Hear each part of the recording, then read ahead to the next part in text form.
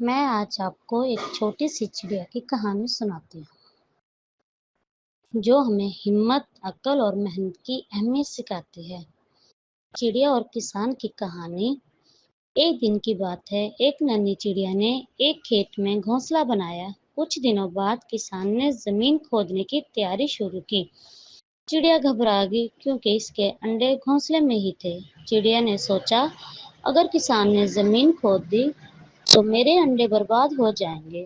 وہ اڑی اور فاختہ کے پاس گئی کہ میری مدد کرو، کسان میری جگہ زمین کھودنے والا ہے۔